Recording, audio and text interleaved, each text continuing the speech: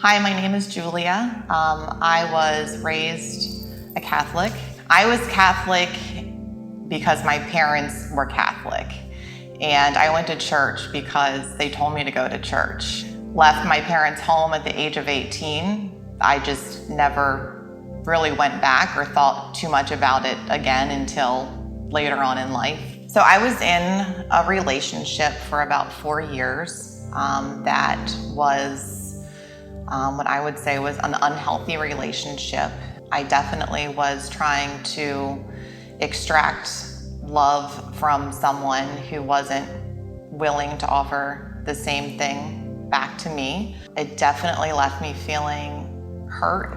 It left me feeling sad all of the time. My heart was broken over and over, constantly. My daughter at the time was 12 years old, and she picked up on that, and she's smart, she's funny, she's wise, and she was able to articulate to me and could see how unhealthy it was. She could see how sad I was. She could see that I deserved more, but for some reason I couldn't see that I deserved more.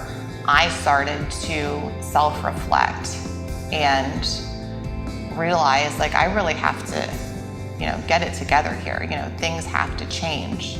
I made the decision to go to church. I just kind of thought that was the right thing to do. I knew that she had gone to Lifehouse with her father on the weekends that he had her a couple of times. So I thought, I've heard of this Lifehouse, and to keep it consistent, let's go to Lifehouse, let's try it out. We went, and it knocked me off of my feet, absolutely.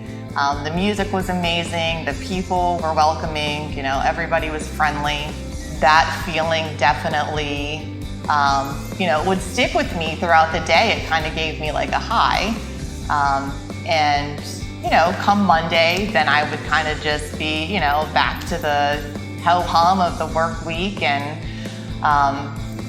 so it was kind of at first it was kind of we were going, so I could say I was doing the right thing by her. It was definitely a time in my life that I was, like I said, sad and broken and vulnerable and raw. And I almost felt like some weeks it was scary to go because it was too much. It was too overwhelming. And I would go and I would cry.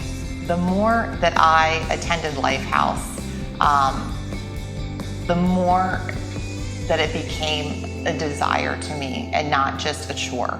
The more that I heard Patrick speak the message, the more I felt like God was speaking through him to me. And Patrick asked, as he does every week, if you made the decision today to follow Jesus Christ as your Lord and Savior, I asked you to bow your head and raise your hand.